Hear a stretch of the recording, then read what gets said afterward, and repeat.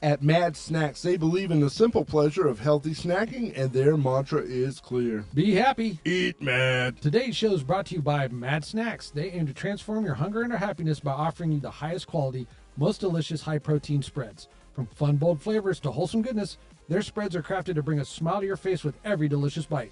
Join the madness today because happiness and snacks go hand in hand. For our listeners, use Hero20 at checkout to receive 20% off your order. Be happy. Eat mad. At madsnx.com. Hello! Welcome back to another episode of Everyday Heroes with Cliff and Mike. This week, the boys are going to be talking to Martinez Vandergrift. They're going to chat about his time in the military to include the ins and outs of military life, his transition to his new civilian role, and his passion for being an inspirational motivator. So sit back and relax and listen in while we yap. The views and opinions of this podcast are solely based off the hosts and guests and are not associated with any agency, corporation, or LLC. Enjoy the show. I feel a beat coming on. Hit it, boys!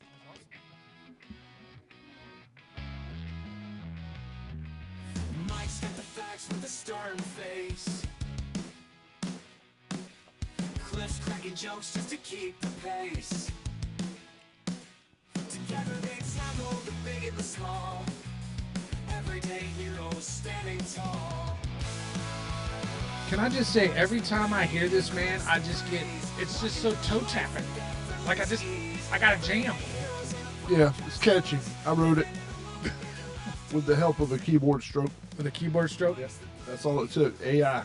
Go AI. Yeah. So what's up, man? Happy 2,000 followers. Yes. Big milestone yesterday. Crested the TikTok 2,000 follower. Hold on. I got it. See? I'm coming back to it. See, laughter and friends, man. That's you. Yeah. That's definitely me. Oh, yeah. Did he say chocolate? Yeah, dude.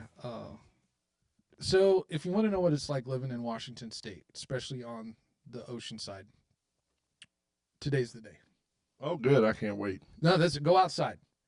From September through in April, beginning of May, every day is what is today here. Oh, it's a dreary day today. Yes, sir. I did take the kids to go watch Mufasa.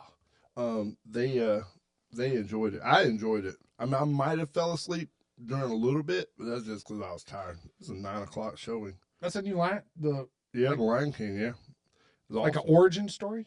Yep. It shows where Mufasa came from, and it shows his relationship with Scar when they were young. It was good, man. I mean, I thought they did a good job. The music was not as good as the first one, but other than that, it was good. I enjoyed it, and we did the 3D. Oh, you did the 3D? Yeah. Worth it? Well, I don't think it's I don't ever like worth 3D. it. Oh, listen, I used a free large popcorn. Mm-hmm. So we had a large popcorn. Okay. We bought our snacks from another store. Okay. It was still $30 for our drinks. That's one Pepsi and then 2 slushies. We're in the wrong business, man. Oh, Like, there are yeah. 2 places where you can do markups like that and get away with it. There's movie theaters and airports. Yeah. Because you can't come in with anything. Mm-mm. They know they got you. Did you have your kids smuggle it in? Were they the mule? No, I was part mule, and then Nick was part mule. You should have heard his jacket. It's like there's stuff all in there. Oh, we got a good show today. Yeah, I'm excited about this show. Now we got Martinez Vandergrift coming from us from Kansas City. Martinez, what's going on, my man? This is my new. Not much. Gentlemen, what's going on? Well, I knew Martinez in Washington. We were both stationed at JBLM together, and he would confirm. It's like that. You remember those days where it was just like that drizzle? You know, it didn't get you wet walking from the grocery store to your car, but it was just, you could see the moisture in there. It's drizzle. You could see the moisture in the air. It was like doom and gloom. Yeah. And by 4 o'clock, it was already pitch black outside in the afternoon. So it'll be dark when you go to PT, and it's dark by the time you leave work in the afternoon. Ain't that the truth, man? I had so many pictures of leaving work, and I'd be like, well, it's dark when I got here, dark when I left. Oh yeah, I used to hate that. That's the worst part about like third shift too. Yeah. You know, I used to hate that. I'm not a big third shift fan either. No. Ugh. As I'm getting older, I'm not a big fan of any shift fan. Any work? Mm-mm. Yeah, I'm with you on that. I'm starting to hit like the I see the end in sight of my working portion of life, and the more I see it, the faster I want it to come. But then it comes with age, and you don't want age to come. Because I'm very in tune with my age now. I mean, you just had a big birthday, big milestone birthday. I wasn't going to say anything about that on here because I look like I'm in my 30s. I mean, 30. That's what I was going to say. Plus Thank 20. You, buddy. Thank you, buddy. Plus 20.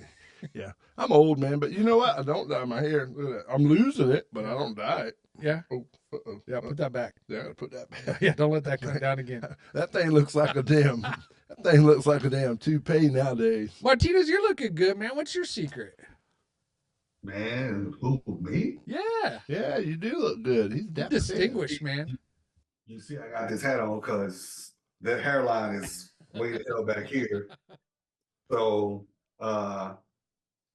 man, starting to eat better in these latter stages of life, and then man. You know, we took doing physical training for granted. Yes, sir. Yeah.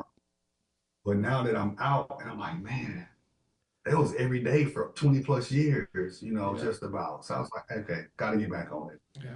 No matter what, you burned 500 calories in the morning before you started anything. Even if you barely did anything, 500 were gone. Exactly.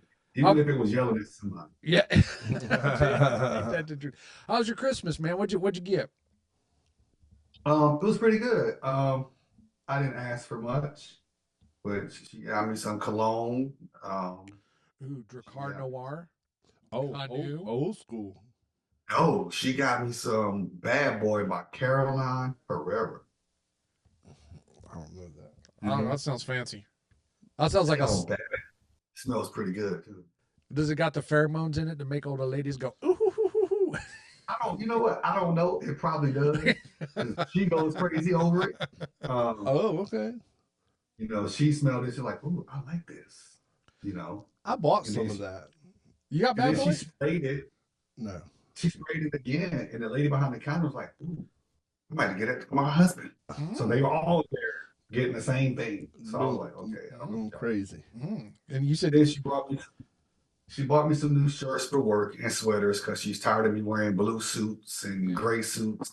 And so I don't know. She thinks she's a stylist, but I'll let her do what she do. Yeah, that's the best thing to do. Get you some more presents. Did you say that you tried some of that pheromone cologne? So I ordered this stuff. I forget what it's called. Please don't stay off a Wish or Temu. So it's called Raw, right? But I don't know if this is any better. in my mind, I'm like, they said it's like a pheromone, right? So I start mentally, you know, I'm a germaphobe. I'm like, I can't spray this. It might have like live or I don't know why I was thinking this, but when you spray it, it's hot. Like it's not. It doesn't like if I sprayed my arm with regular perfume or cologne, it would be like cold. Mm-hmm. This stuff is like body spray. I don't know, man. This stuff is weird. I should get. Where'd you spray it?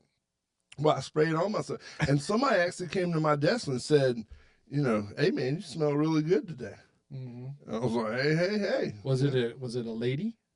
It was a lady. If it would have been a dude, we would have had a date, but it was a lady.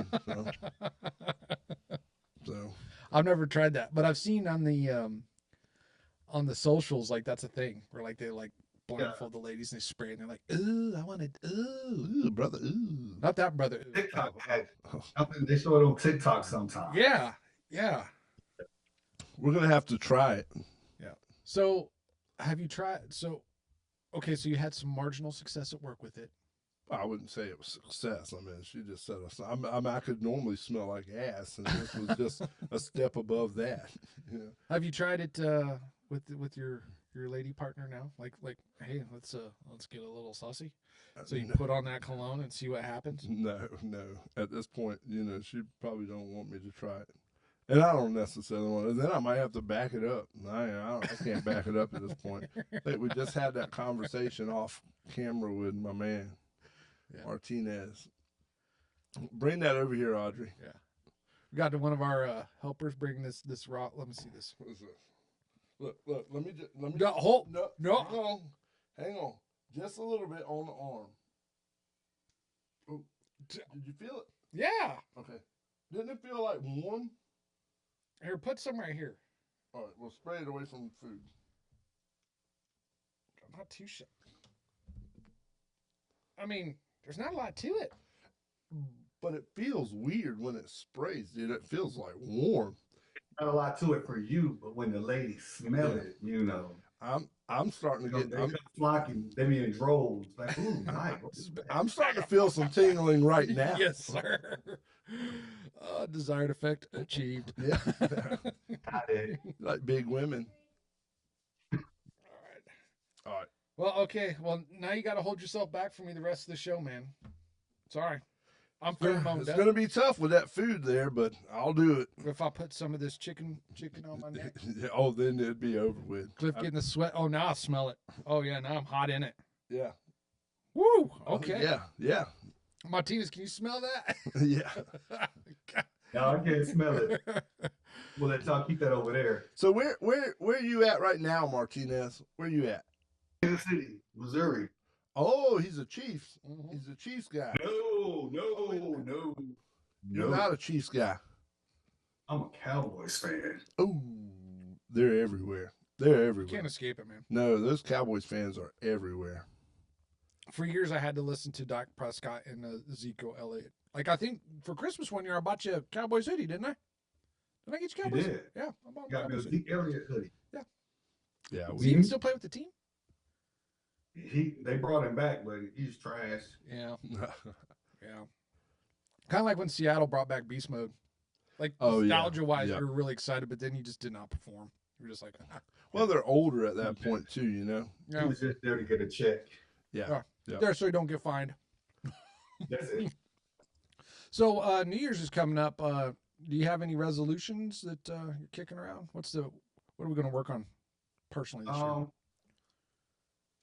We're gonna work on self-love.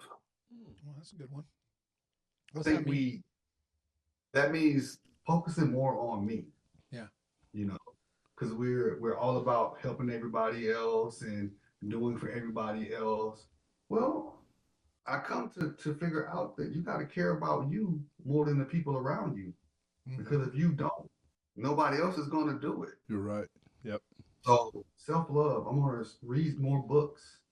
I'm going to eat better. I'm going to be in the gym more often. I mean, I'm going to treat me. I got to treat my body right. I got to treat my mind right. I can't help others if I can't even help myself. So That's right. We're going to do some self-love in 2025.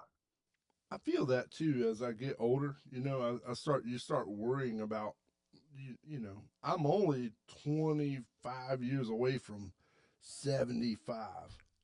I mean, when you think about that, you start thinking about your your longevity. Like, how long am I going to last? Like, Well, that's when you use stuff like grounding sheets.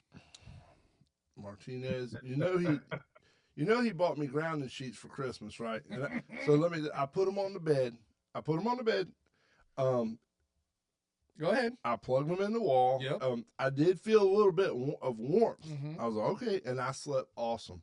Now, as far as weight, I'm still waking up and limping everywhere because my Achilles is like, hey, dude, lose some weight. It's sending me messages, but I'm not 100% into the grounding sheets yet, but my penis has been locked down since I've got them. So if that's the only thing that comes from them, I think you plugged in the wrong thing to the wall.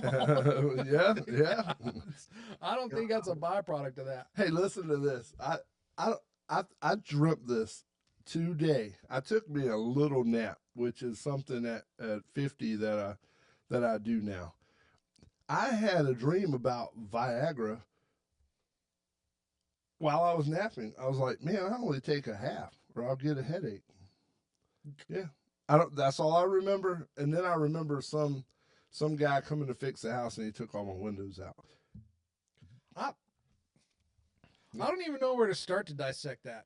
Well, okay. That's all I'm gonna leave it alone. Well, You don't gotta touch it. well, okay. Speaking of that subject, so Mike got an item, and we're gonna stay PG-13 here. Mhm. I also got the item, just because they were talking about it, and I'm hell on Amazon. Um, and my girlfriend's sick, so I can't use it anyway. But I just want to watch it work. Like, this thing is pretty cool. Now, I don't know about some of the other connections that have to happen on it. I'm not doing that. Mike's a lot more adventurous than I am, but I don't know, man. I ain't wrapping nothing around the gonies. Where's the 10-second fast forward button on this? What is this toy that you? We'll tell you. We'll tell you after the show, and then we could come back and then maybe have a covert conversation about it. It's not look. Okay. Sometimes you have to spice things up. True. Because when you've been with the same partner for years and years and years, it can get a little, well, not in my point, it's never redundant because I'm like every 5 months. But in his, maybe you have to spice it up a little bit. If you got to bring a man to the bedroom, that's what you got to do. Dang it. Wait, what? Oh, I say that out loud. I say that out Oh, loud. hey, I'm putting it to you like this. You gotta bring somebody else to the bedroom. You're not doing your job. Yeah, You're right. I feel a lot of what you just said. It's when you tell the family that you have to take, and it's you got to kind of be careful because when you say, "Hey, family, I'm going to work on me a little bit," they kind of think you're going to try to take something away from them. But in actuality, what you're doing is trying to make sure that you can continue to provide for them. So, like I was at a job interview once, and they said, "What's your priorities?" And I was like, "Well, one is physical fitness and taking care of myself through nutrition. That's your number one thing." I was like, "Yeah, because if I am not physically able to come to work, I therefore can't make money, and if I can't make money, I can't realize my financial goals as a family. So that's my number one goal." And sometimes we get lost along the way, but also books. I've really fallen off about like I've done a lot of professional training this year, but I haven't sat down. I've only read 2 books, which for me is low. But I think next year I'm going to get into reading some more books. Like you said, knowledge is power, and like I need to personally grow, not just in the role that I do at work, but maybe I want to learn something about this or that. Like remember when Sarah was on here? I was all self-taught from reading. Yeah. Oh man, I seen her. She hit my Facebook thing, and I was watching her work out with this weight. Oh, I was like, oh my god, dude. Yeah, she's a beast. Heavyweight. Woo. Yeah, she's a beast. All right, so getting back to it, let's get to learn a little bit more about Martinez. So I know I served with Martinez, great soldier, patriot, leader, veteran, wars veteran, I should say. What got you to join the military, Martinez? Was it a calling from when you were a kid? Did you know that's what you were going to do, or did you just kind of like, well, let me give this a shot? It was a calling. Talking to a lot of my family members who now tell me that's how you talked about when you were a kid, was joining the military. You always said you were going to be a soldier, and you did what you said you were going to do. So it kind of I don't know, manifested throughout my childhood. I talked about it, and it happened. So, again, I'm from a small town in Alabama, and there was nothing there for me except for my family, my mom, but there was no real reason for me to stay. So Did it you was come from a house of veterans, or were you the first? Did you break the cycle? no. I had an uncle who's retired Air Force. I have an uncle who's retired Army. I have another uncle who was in the Army. I had an aunt who was in the Army. And that's on both sides, my dad's side and my mom's side. So it was just one of those things that I did. And then my brother, who's a year older than me, he joined, but he only did the reserves. So I mean, it was Yeah, it was we really bound to can't happen. count that. National Guard and Reserve, we can't really count that. Now, I know that similar to me, man. Like I'm like 7th generation. Like I'm almost like Lieutenant Dan Story. Where we've had a service member fighting almost every nation's war. And died. Like they all died. Like, Ours lived, luckily. Most of I think we had a couple. I have great grandpas and great uncle. I think they died in World War II. But I'll tell you, I know you have kids.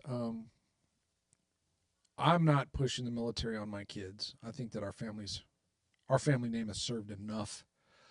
But if they wanted to go, I would still encourage it, But it's not something I'm not forcing like you need to keep the tradition alive and serve. But if that's something that they come to me and they want to do, I'll help guide them. You have a son that is in basic training right now, don't you? Yes. Yep.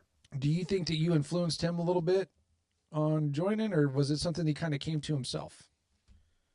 I didn't push it on him. But he too, as a kid, all he wanted to do was work on planes, be in the Air Force. So it was one of those decisions that he made in between his freshman and junior year in college. His freshman and sophomore year, he didn't want to go back. He was studying aerospace engineering at Missouri S&T. He didn't want to go back. So it came down to, okay, you have to make a choice. What do you want to do?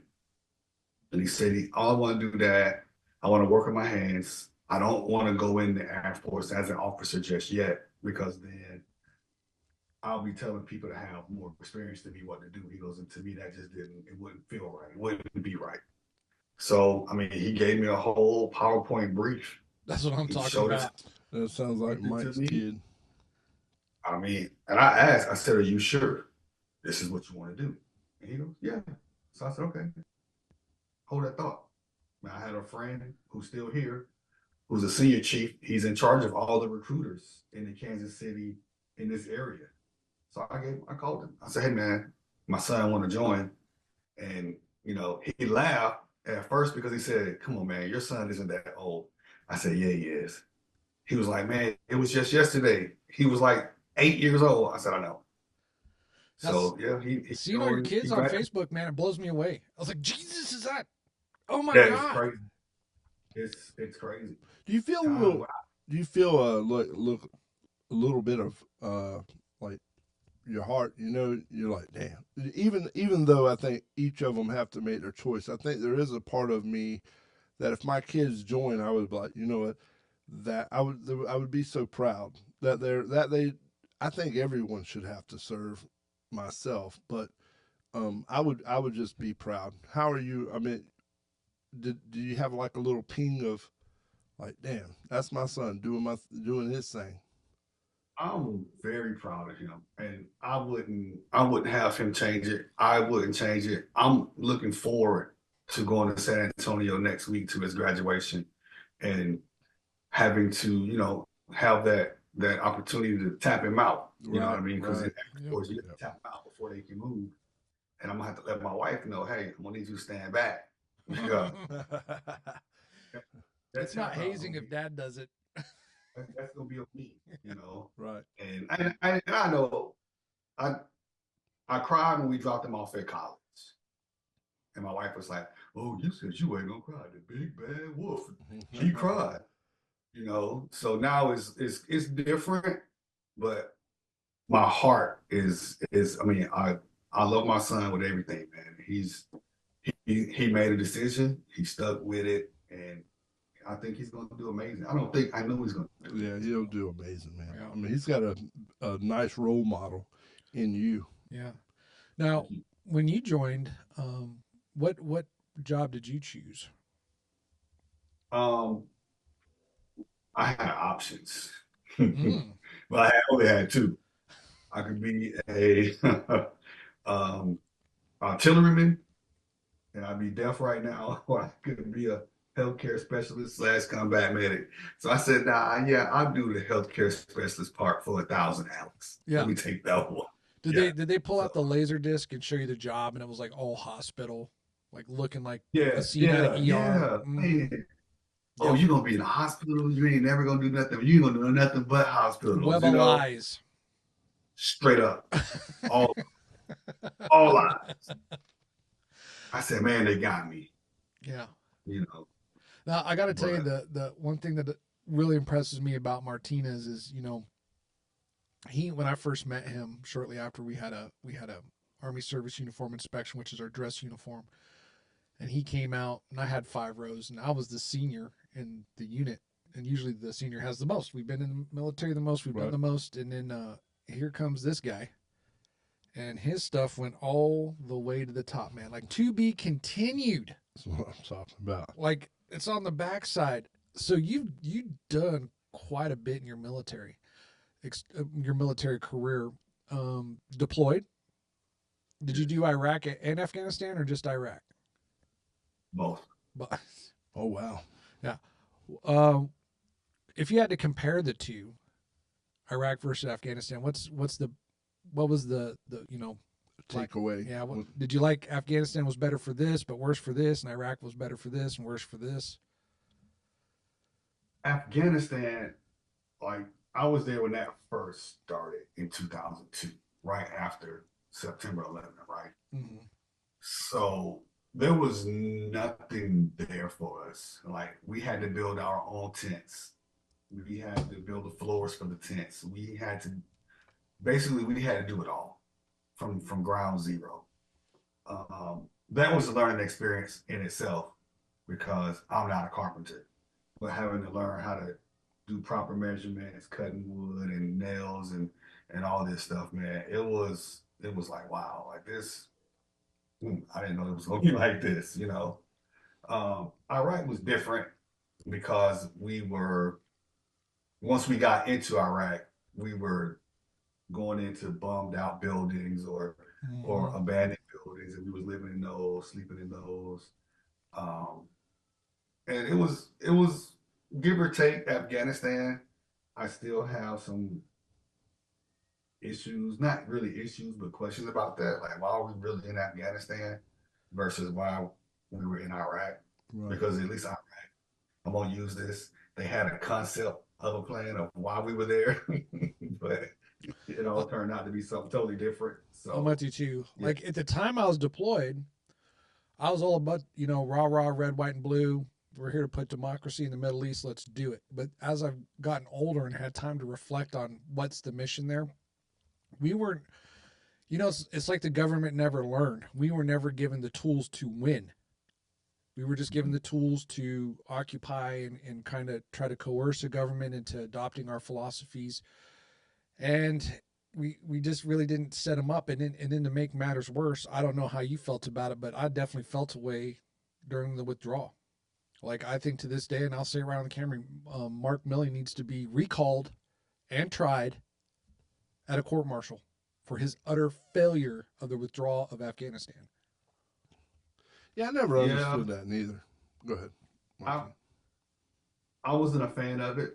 One, I wasn't a fan of leaving all that equipment and weapons behind. Right. Mm-hmm. That right there was trillions of dollars. I'm not gonna say billions. That was trillions of dollars of equipment, vehicles, weapons, ammo. We left too much stuff behind. Yeah.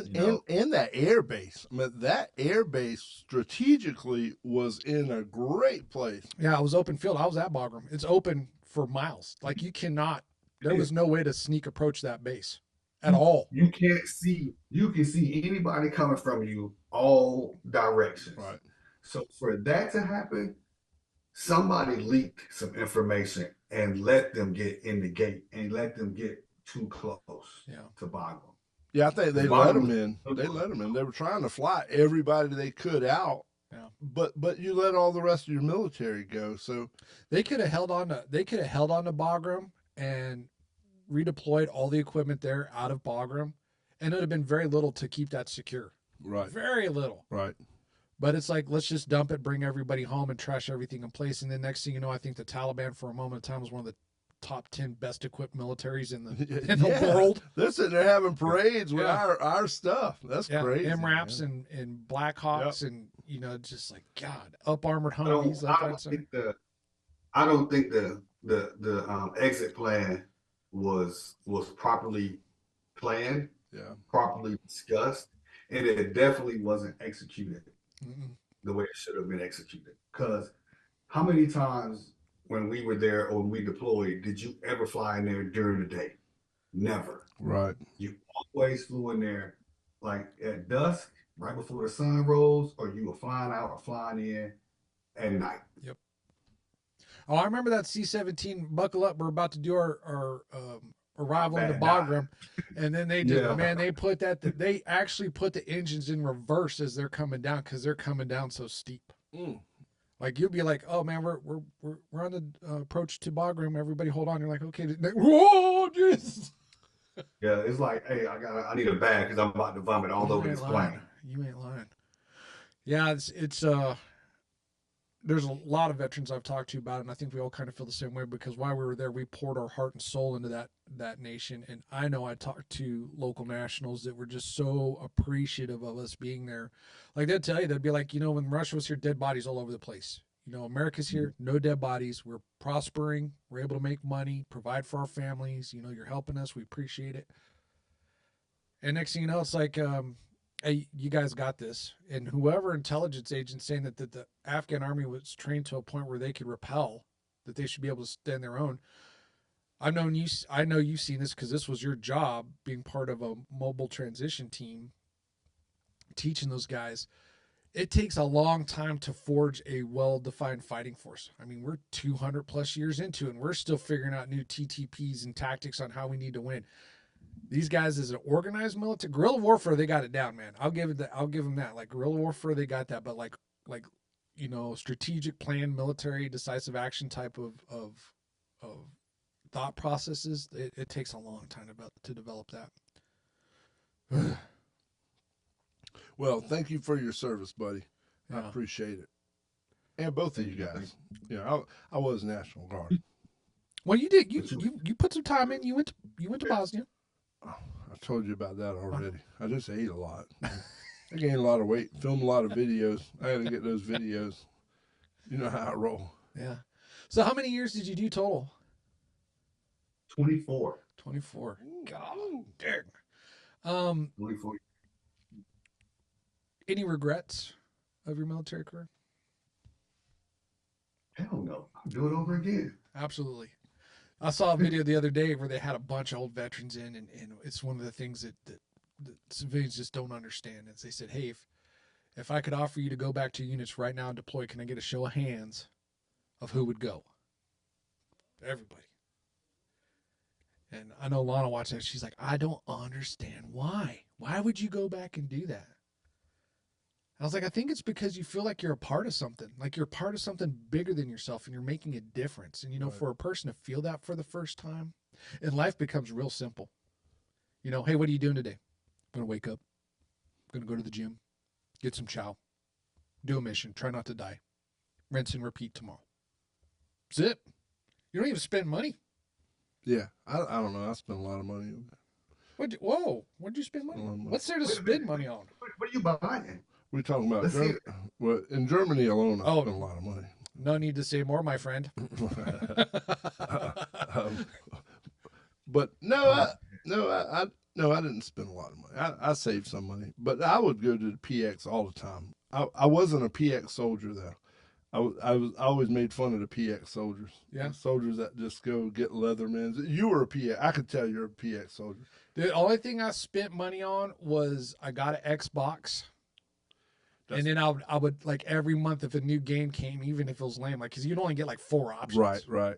Be like, do you want to play Tony Hawk's 2002 Skater Deluxe or this new? Oh, I'll do the new Halo, and that would keep me occupied for a month and a half until something else came out. Yeah, I remember before we went UFC, the first one came out with Tito and stuff. So we played that forever. Man, we played that thing.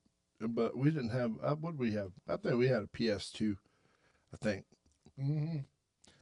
We had in our hangar, we bought, this is before Elon Musk was on board, right? We all came together and we bought satellite internet.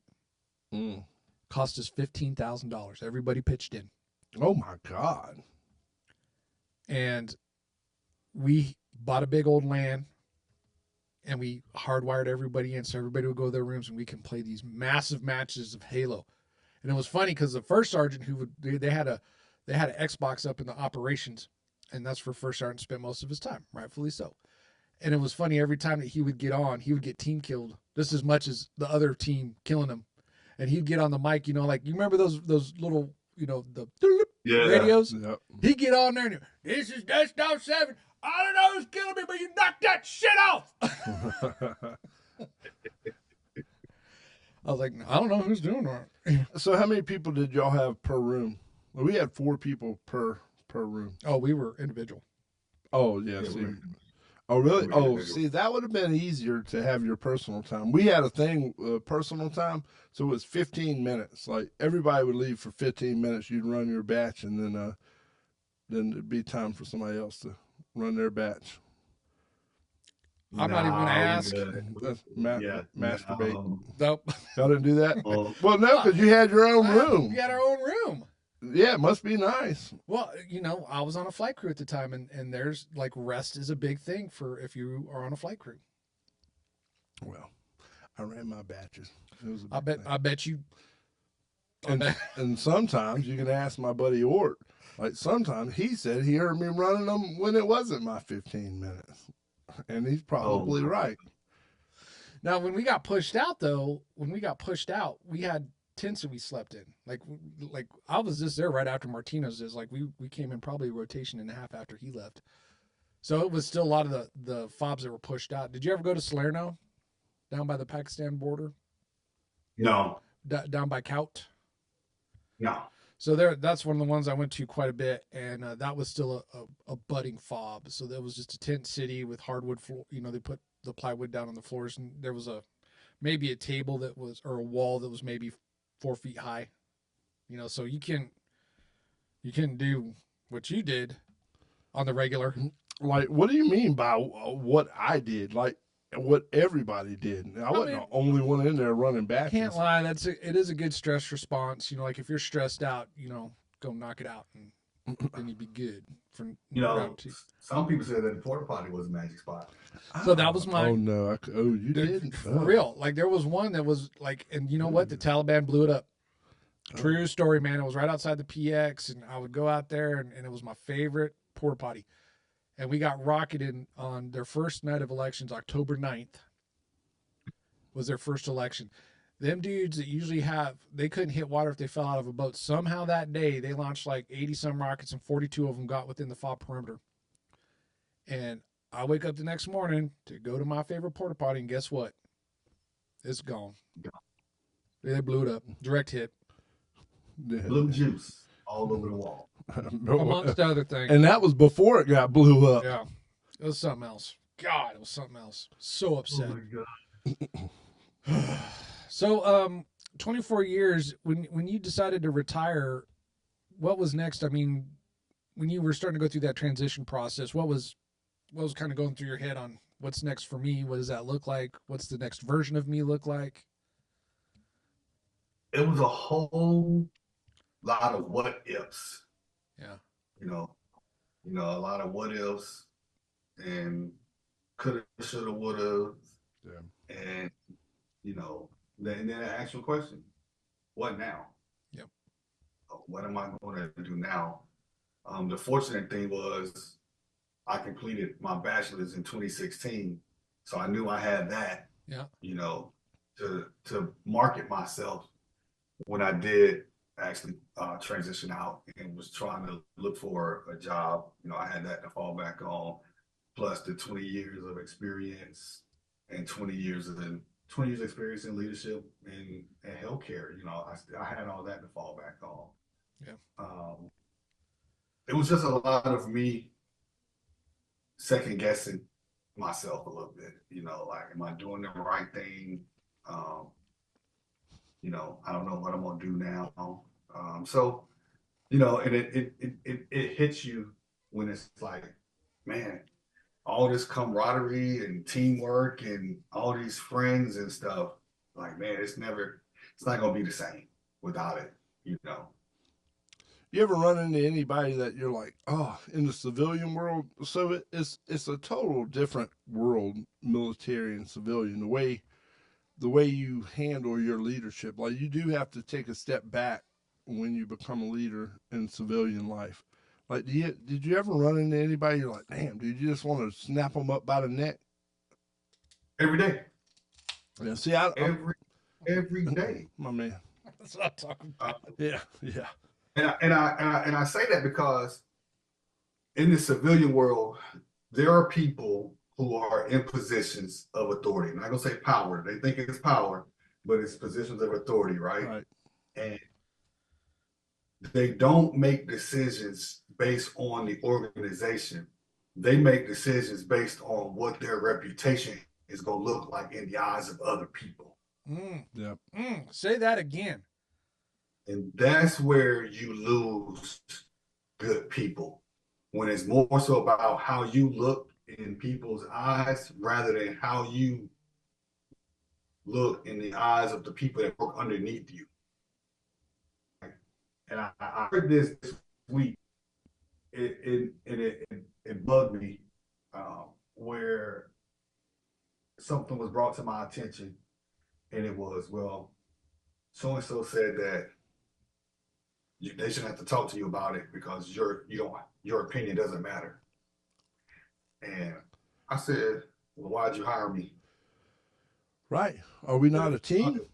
opinion doesn't matter, why did you hire me? Yep. You know, and it took them aback because they were like, oh, okay. And they didn't answer the question, but it's like, well, when you come back from your vacation, we will sit down and have a conversation. And I straight up told them, that's a conversation you do not want to have with me because you'll lose. I think it's because we And look at it through such simplified lenses. It's they not as do, but the thing is, looking at it through a simplified lens is this. You're not looking at the bigger picture. Yeah. You're looking at some paint that you put on a brush just when it splattered it over the wall. That's all you see.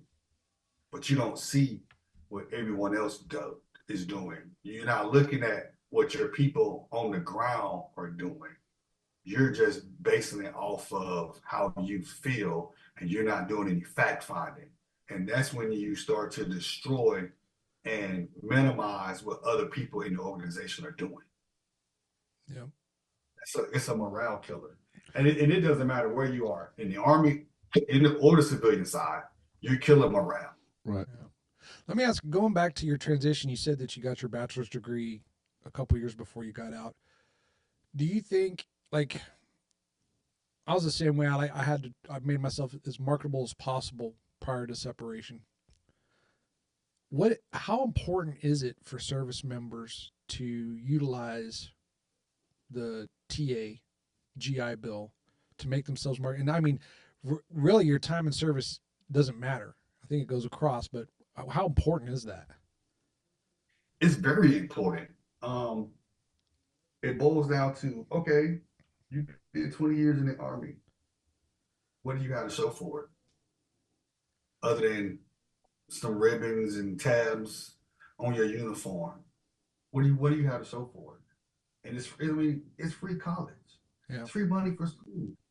All you gotta do, hey, can I go to school? Yeah. Hey, I want to go get my degree. You know, and I wish the army was like the Air Force, because the Air Force make their people go to school to get their degree. The army don't do that. Yeah, I always wondered. Like one of my biggest regrets in life was that, like, not going to school, and I knew it was there. My buddies were going to school all around me, and I didn't take advantage of that. I never took advantage of the GI Bill even when I got out. And in the Guard, there was a limit. I think it was 10 or 15 years after that, you didn't have it anymore. I think I had 40,000. Didn't use it at all. Mhm. Thank goodness my company now paid for my education, but without that, I think having a leader and a mentor to drive you towards school, and I didn't have that. I think that's important, and I wish I would have had that. I'm gonna drive my kids to that. Yeah. I'm the same way. Like I preach the same thing to my kids every time. College, career, family, in that order. Yep. Got to be able to, especially if you're a girl dad. Right. You know, You don't want any of your That's a daughters to. topic for a whole nother day. Yep, that's right. But I mean, like you're absolutely right. Having I'm going to use. You remember Gamara? Yeah. Oh So man. you want to talk about this is maybe I should have him on one day. We should have him on, but he was in the he was not a citizen yet. He was going through the what was it called? There's Naturalization. yeah. So if you join the military, it expedites your naturalization process. So while he was there, he says, "Hey, I want." Barely could speak English, right? And he was one of our kids that got the expert field medical badge on his first try. And we all went out there, and I mean, this dude, he didn't even know he was on planet Earth the last 400 meters. Like he was looking up in the stars, and I was just screaming at him, "Come to my voice!" And as soon as he crossed the finish line, I'm like, "You're done!" And just a sack of taters. But he had a lot of drive in him to not fail, and so he says, "Hey, I want to go to college." Okay, go to college. When do you want to go to college for? I want to knock out my prerequisites for to be a physician or to be put in a physician's assistant packet. Okay. And then maybe a year later he comes back. Now he's only been in the military 18, maybe 2 years at this point. He says, "Hey, I want to put in a PA packet. Will you guys support me?" Absolutely, 100%. Gets picked up for the IPAT program. Gets commissioned as a second lieutenant PA, and now he's a captain looking towards being a major here soon as a PA. Oh, that's cool. You want to talk about now that when you talk about people coming over to live the American dream, he is the model. Like he gave service to this nation. He adopted the nation's philosophies. He took advantage of the programs while also serving. There was give and take that whole relationship up in his career, and now he's going to have a great life and well deserved. Like I think if that's how people looked at this is how it should be, it'd be a lot better. But yeah, man, what a great. You remember all that? Yeah. Him, Tawari also. Yeah. Tawari's should be a major now. Yeah, he was. Yeah, this guy was from. Was he from India? India. Yeah. He's made he's developed like medications to fight diseases. Oh, wow. And he came over to the United States because he wanted to be a U.S. citizen. So here we have this, enlisted medical specialist that is probably working 18 levels below where we need to be. Actually, like if you do talent management, he was not being utilized at all. Yes, I've been published 9 times on creating this vaccine or medication to help combat this disease or illness. Oh, that's awesome. Can you please go PMCS that Humvee? Right. It just doesn't make sense. But yeah, we had a lot of guys that we encouraged to grow and this is to be more than where you are now. And most of the people took it. Some people didn't, but most did. Martinez was a huge pusher though. That's why we're gonna get talking here a little bit about your values in terms of the importance of being an inspirational person to those around you. But before we do that, let's kind of close out the transition into civilian life. So we come in, we're looking at answering those what if questions. What does the next phase look like? Where did we go from there?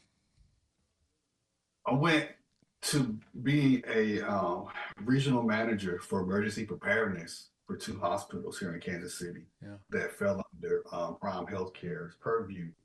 And Prime Healthcare is a company that owns roughly about 14 to 16 hospitals here in the United States.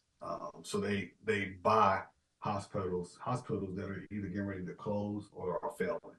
So they buy them out and make them better. So I worked for them for about 1.5 years in the emergency management field. And then I left, and now I'm working for the city of Kansas City at the health department as a senior public health manager. Yeah. That's what I'm currently doing now, and I've been doing that now for about 9 months. So your service, I mean, you're still giving service to the Yes. communities. Yeah. Awesome. Yes. People are definitely my passion, and just helping people out, whether it's just giving them a quick word of inspiration or just having a simple conversation with someone. It goes a long way and it makes a huge difference. So, and I learned all of that through the Army. Being of service to others is paramount. It's to me, again, that's my passion. That's what I love to do. Yeah, I think servant leadership, no matter what you're in, if you're a leader, servant leadership is definitely number one, and that's the biggest takeaway from the Army I gathered was always take care of your troops, and the mission will always take care of itself. So, No, I agree. Like the leader's position is just to strictly leverage his position to help others overcome their challenges. right. That's it. Yep. And I don't know if you saw it, Martinez, but transferring it like on the civilian side, I don't see that a lot. Like people don't understand No, that that's their role. Like you work for your people. It's not the other way around. Right. You're not the subject matter expert within their program area. You guide them, you provide them direction, intent, where you want to be the end state of a program, but you let them figure it out because they're smarter than you, 9.9 times out of 10 on their project area. But your whole being is to, are they getting paid properly? Is their Right. administrative Yep. paperwork getting processed properly? And if they come to you saying, hey, I've tried this, and this, I don't know what the next step is, that's when you come and be like, I got this. Now I'm going to use my title, my position to help push you over the edge. And then you can keep working on your project. Take That's the it. obstacles out of the way. Exactly. They can get their mission done. And I don't Yep. think that's taught a lot in the civilian side at all. no, it's not. A lot of what I see, like I said earlier, it's a lot of, well, my reputation's on the line, so we're gonna do it this way, or so and so is coming over, the mayor's coming, or the city manager's coming, so you gotta do this, this, and this. That don't make sense, right? You know, these mayors and city managers, they're not done by any stretch of the imagination. They can tell when something's staged. They can tell when something don't look right. Yep. But they don't see that. And that was me trying to show them, hey, I've lived this dog and pony show. I can show you how to do it to where they won't ask you any questions. But they don't want that because they only want to be the ones in the limelight. Right. They don't want anybody Yep. to garner any type of accolades or praise or honorable mention from higher ups. I think that's another thing from the military that's important is that you always get the next person ready to take over the mission. And in the civilian life, that's another thing that I think that I've learned, even from some civilian leaders, is I'm always looking to see who wants to step up and always build that person up so they're the next one in line. You always got to have the next one because I'm always looking up. Like I'm ready to move up. I want someone dependable to take my spot so that mission still gets taken care of like I would take care of. Yeah, and you want to do it in house, right? Most of the time Right. you want to keep it in house. Yep. Like promote within. Yep. But yeah, I think we all have very different careers, but I mean it sounds like it's the same across. I feel the same way. Like I tell them all the time, a good mentor will hope that you move on and move up. A great mentor will expect it. Yep. And some people will run with that, but other people, you're right, they're content with where they're at. And if they're content, I'm happy for them. But for those that are a little hungry, career-wise, Yeah, feed them. yep, feed them. Here's 2 dishes and a new project for you. Let's see how you do on this one. Yep. So going on, so you mentioned like having that conversation, just talking with people, giving them some encouragement. I've known you for a long time, 10 years, 10, 11 years. And the one thing I would say is you are consistent on Facebook about spreading inspirational messages. I've heard you talk about speaking with your daughter on the way to school, giving her inspirational motivation. What is that just a passion of yours, but what makes you feel compelled to do that? Because that's like a lot of people will start that, but they're not consistent. You are very consistent with spreading that message of that. Talk to us about that. I didn't have it growing up, and it goes back to, and I wasn't the best. I wasn't the best kid growing up. I would always hear, "Hey, you better straighten up and fly right, make better decisions, because if not, you're gonna end up dead or in jail." So it was. I didn't have that that inspiration growing up. I didn't have someone saying, "Hey, you know, you can do this or you can be that." I didn't have it. It was like damn near like feast or famine, right? Mhm. You gotta damn if you do, damn if you don't. So you gotta do it because if you don't, nobody else is gonna grab you by the hand and drag you to it. You gotta figure out where the trail is, and if there isn't a trail, you gotta blaze your own because it's not gonna come to you. It's not gonna slap you in the face and say, "Hey, here I am. I'm here for the taking. Grab it." Grabbing the bull by the horns. Either you want it or you don't want it. Either you want to be a better person or you don't want to be a better person. Or, I want my kids to see that there's better out there. I want people to know, hey, there's better out there. And for every no you get, you're gonna get many more yeses. For every door that closes, several more are gonna open. Don't stop because somebody tell you you're not good at it or you're not fit for it. Keep going because they stopped. Mhm. That person stopped. And they don't want you to get better. They don't want you to do better. They don't want you to be better. So I just want to tell people keep pushing forward because nobody's gonna do it but you. And you're gonna know when you hit that sweet spot because you're gonna feel it. Mhm. It's gonna be an overwhelming feeling of emotions.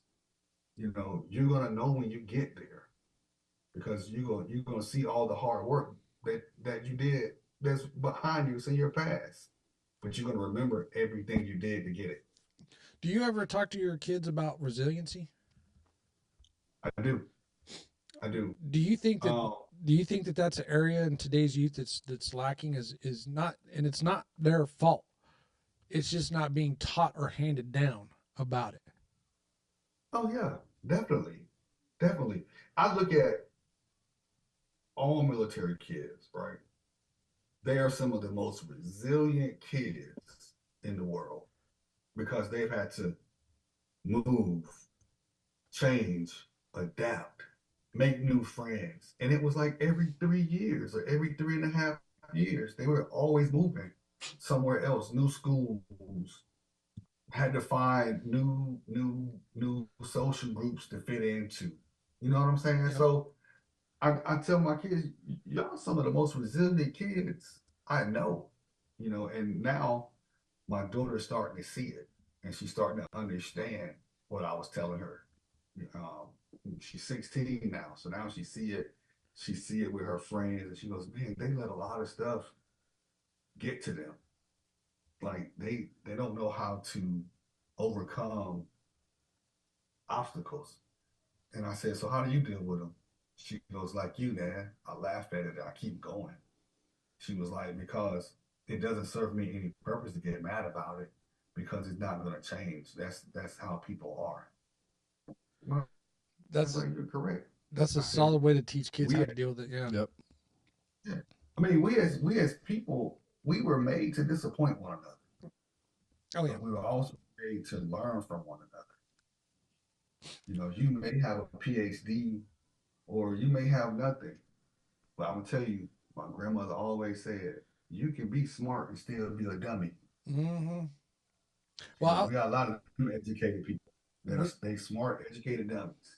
we ran the gamut of hosts here, and I could tell you that every person we have talked to, I have learned something. And more times than not, Cliff and I are not the smartest person in the room, so we always have opportunity to learn.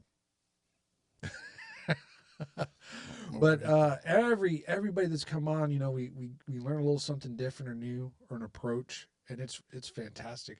I think that I talk to my children the same way, is that work on the things you can change. Don't waste time on things you cannot. You know, No, don't delve in that.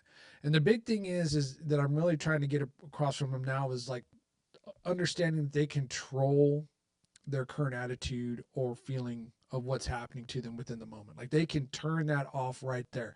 It's just a conscious choice to do so. So like and I think it's because kids, there's a lot of coddling that kind of goes on.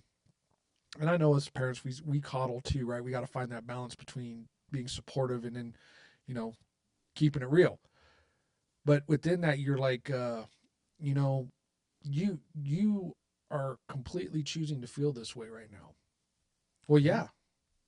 Do you like that? Well, no, I don't like feeling this way, Dad. You could change that right now. Like, go in your bedroom, think for 5 minutes, come back out and say, when I open that door, that's not going to affect me anymore. And I'm going to go about my day. And then you can switch it. But I think that, I don't know if it's, some people like the attention. You see it all the time where it's like, I'm in the Facebook, you go into Facebook, be like, in the hospital, don't want to get into it right now. I need prayers. And you're like, whoa, what happened? Right. Like, look, I got hit by a car, y'all. I'm okay. Just letting you know, I'm in the ER. I'm all good, But there's some people that put it like that. And then there's other people be like, I don't want to talk about it. I agree. I heard something a while back. I was listening to somebody and he said, there's two things you don't do with your children. Don't yell at them before they go to bed. Yep. Don't yell at them before they go to school because that's on their mind all day. And by us yelling at them at one of those critical moments in the day, whether it's in the morning before school or at night before they go to bed, that's in the front of their mind, not the back. It's in the front. Because now it's like, man, dad just yelled at me and I don't know what I did or I don't know how to get over it or how to get through it. Dude, I'm still traumatized at this. If my wife texts me and says, hey, we need to talk when you get home, I automatically go to worst case scenario. Like, what did I do? And that's because I was programmed that way. Yes. So if Carmen calls me at work, I'm like, oh hell, what happened now? So I'm like, what's going on? And she's like, oh, nothing. I just called you to see what you were doing. I said, girl, you scared me. Mm-hmm. She's like, why did you do something? I said, no, you call me, you don't ever call me when I'm at work. So it just threw me off a little bit, Like I said, the last time. Go ahead. Oh, I was going to say that, like, for example, is Faith sent me a Snapchat, who's my middle daughter, of my forehead. Like, she took like this big 0.5. Like, I know I got a big forehead already, but she made that thing look like a, Dulles runway, this big ass forehead. And I text back to her, said, you're grounded. And then I sent like a little like smiling emoji, like to kind of let her know I'm just kidding. She came home from school and was almost in tears because she thought I was serious. I was like, oh man, I got to really look at how I use my words with these kids. Cause I didn't want, like, so the rest of her day, she was all up in her feels about like, I'm going to go home and I don't know why I'm grounded. I was like, no, I'm just saying, I said that jokingly because you sent me a picture of my big fat ass forehead. While I was sleeping, you took that picture. How dare you? And we got to giggle after, but I mean, I noted immediately after that I can't communicate via text that type of messaging because I'll automatically go to, and it just goes back to like saying, if I get a text from anybody that says, hey, we need to talk, I automatically go into defense mode and it hits front of mind until I tell the wife, if you send that text, you better follow it up with a phone call immediately because I need to talk it out. Or you need to tell me, hey, no big deal. There's something I want to discuss. Use different wording. I don't care. But like if you say we need to talk, oh boy, because that's what my dad did all the time. Give me a heads up. Don't just say, hey, we need to talk. Because I'll be like, about what? You know? Exactly. Yeah. Like, what? You got any childhood traumas that have transferred over to your adult life, Cliff? Yeah, hey, I think we talked about it. I think I do have some PTSD from childhood. And I'm not kidding. I really do think I have PTSD from childhood. But no, my childhood other than that was pretty good. I mean, I was raised by my dad only, but with my sisters and brothers. So no, I don't have any childhood, But I do worry because my sister used to do that same thing to me. She'd be like, "Oh, that's okay." She'd be like, "Give me your allowance, or I'm gonna tell Dad what you did." I was like, "But I didn't do anything," and she would ride that forever. Okay, I'm telling Dad. So that was sort of a trauma. Now that I think about it, she is my trauma. Priscilla, you're my trauma. Happy birthday. That'll be $75. You just had a breakthrough on the show. I just had a breakthrough. Yeah. She used to beat the crap out of me, too. Other than that, I was good. And I was a wimp. I was a wimp when I was a kid, dude, because they just beat me. They were 5 years, 6 years older than me. They would just beat me up. Then I would go home crying to my dad. I wasn't a big fire dude. I've always been. I'm more of a like like not saying that I wouldn't have been good in combat arms. Like I know I'd have been good, but like I like more being a guardian than like an attacker type of thing. Yeah. Does that make sense? Yeah, Does I that mean make the sense? same thing that Yeah. he's saying about his Yeah. love of people. Yeah, I like because I never thought I'd be a medic. I'm kind of like Martinez. I just kind of fell into it, but it wasn't my passion. But damn, did I not get good at it? You know what I mean? And Yeah. through those experiences, I really felt joy for helping. But don't you think that like anything you guys got into, you would have been good at because of your discipline? I think you would have been. Well, I good. think you had to, right? Because every assignment I had was different. I never had the same job twice in a row. Yeah. Right. And then it was always something different. yeah, and this was this is a huge selling point when like so I hire people. I've had veterans in interviews, and after the interview, if they don't perform well, I always call them. If they don't get selected, I call them and I'll be like, hey, look, you need to highlight the fact that your adaptability is one of your key strengths, that you never done the same job twice. And the military does that on purpose because they want a master of none, jack of all trade. Because if this person, I could put you, he's got some experience in it. Right. He could take the reins. And that adaptability will let you be put in any position, and you're like, this is not new to me. I have to learn another job. Right. I got to learn another job.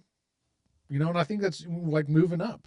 I mean, when you took your new position, Martinez, I'm sure that you weren't an expert in what you were doing in terms of the subject matter.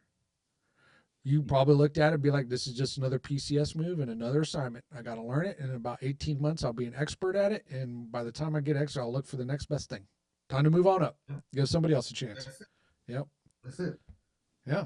And I don't think people these civilians don't understand that. Yeah. They're Like- one of the most stagnant people that don't want a promotion, but they want more money. Oh, They God, want more- yes. Right. Don't Yes. want more responsibility, but they want more money. Right. Yeah. So We- it's, I don't know. It's different out here. I see Yeah, that. why I see that a ton. Not Yeah. so much where I'm at now, but my last stage job, I saw it a lot where people were. I called them cruise controllers. They were on cruise control. So if you looked at this as the base of my job, and we'll just give it 55 miles per hour. I need you at 55 miles per hour. They would set that cruise control on 55 miles per hour. No more, no less. Doing exactly. Which I don't want to learn anything. I don't want to be in charge of anything. I will come in, do my 55 miles per hour, and then I will leave at the end of the day. Not even say goodbye. I'm done. Mm-hmm. But then you got to, but I mean, I got to be honest.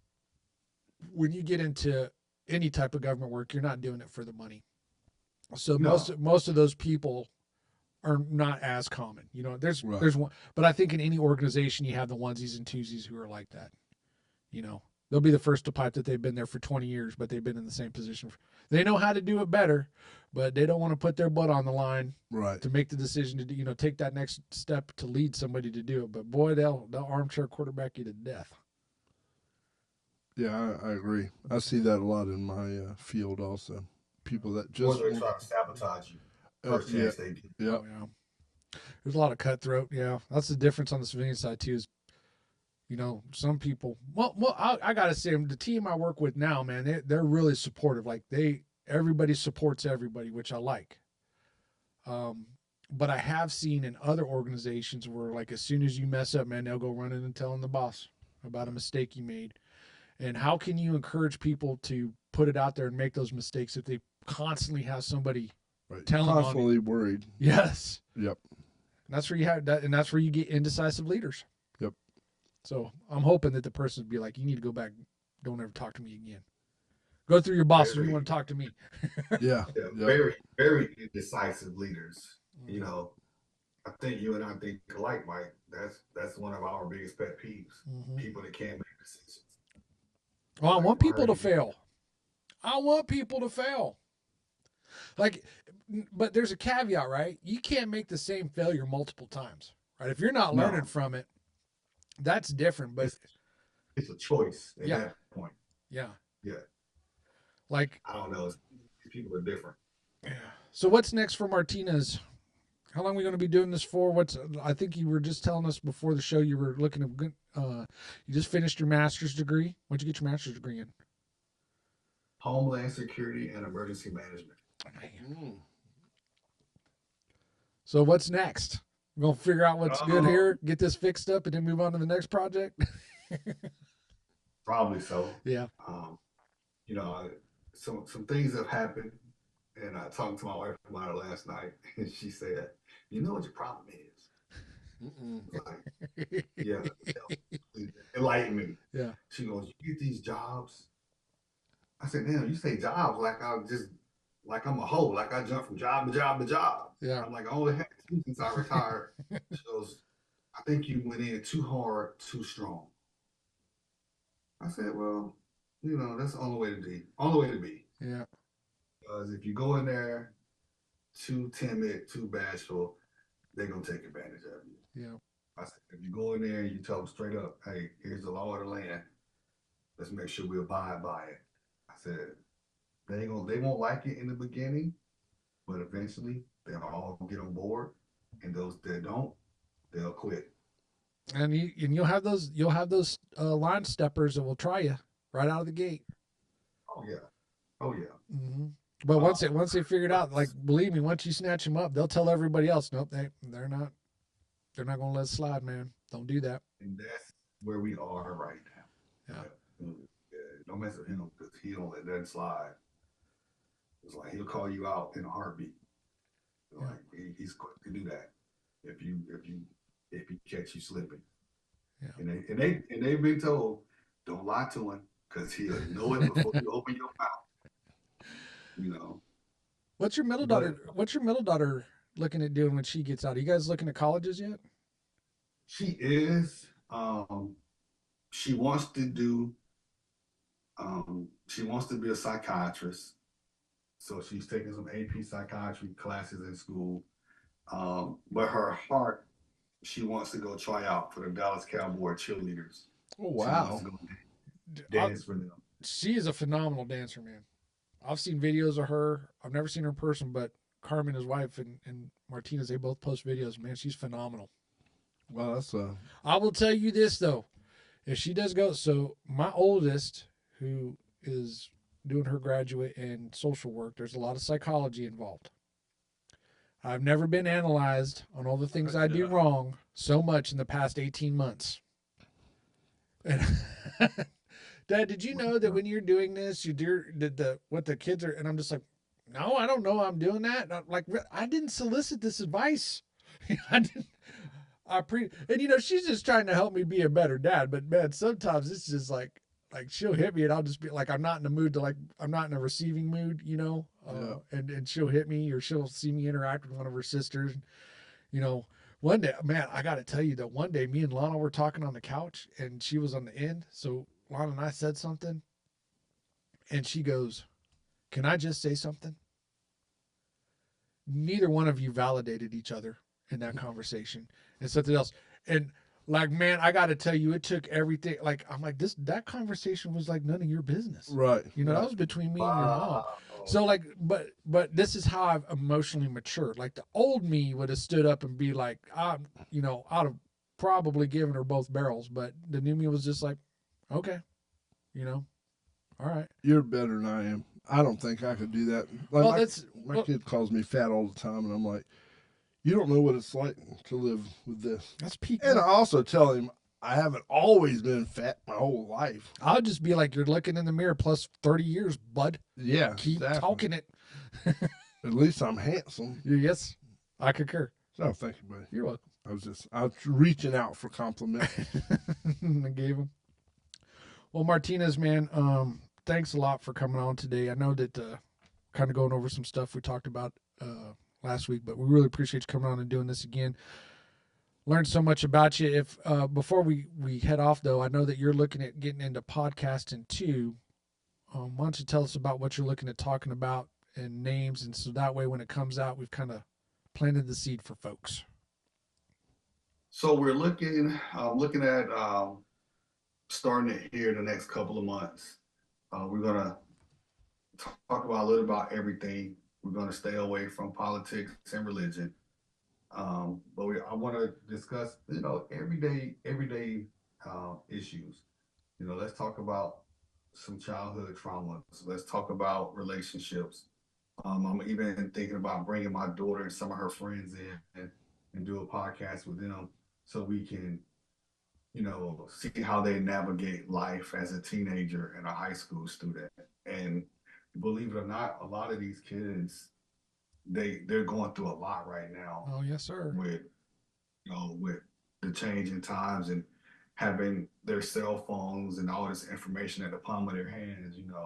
So just bring them in and get their perspective and their point of view on where they see things in society and where we think we can help them out and see where they can help us out too, because we don't know it all. Yeah, granted, Yeah. we've lived a little bit longer. Yeah, we kind of go on those. I think that's a great framework to start off with. We kind of follow the same. We really don't talk politics. We talk like specifics. Like we were talking last night during the roundtable that the current president has taken almost 340 days of vacation in his tenure. And so I was like, well, how do you get that job? I mean, for every month you get a week off. Let's go. I was like, I think I got 2.5 days a month when I was in the military. This dude, he's on the beach. That's just me being peanut butter and jealous. You know what I'm saying? Yeah. Well, all right, man. Well, when it launches, let us know, and we'll put out a plug for you. But Hey, you definitely got to invite me. yeah, Cliff is a boy. Just block off about 2 hours Yeah. when you go deep diving on the cliff. I'm going to invite both of you. We're going to make this thing dynamic. This is going to be some real world stuff here. We're going to laugh. We're going to cry. Some people may get upset, but hey, that's life. Yeah. You got to be honest, man. I mean, that's the most important thing. Got to be transparent with people. Yep. Yeah. We don't like hearing the truth. Not me. You lie to me, Martinez. You say, Cliff, you looking good tonight, boy. I'll be like, okay, Martinez. I feel What you, you doing dog. tonight at 8 I o'clock? feel you, dog. It's a good thing I'm not over there to smell The pheromones, yeah, dog. My titties up. All right. Thanks again, Martinez, for joining us. Thank you for watching another episode of Everyday Heroes with Cliff and Mike. Make sure you like, follow, and subscribe on our socials. Cliff, what you got for us? Hit 988 Suicide Hotline. Hit 1 for the veterans. Until next time, Mike and I will see ya.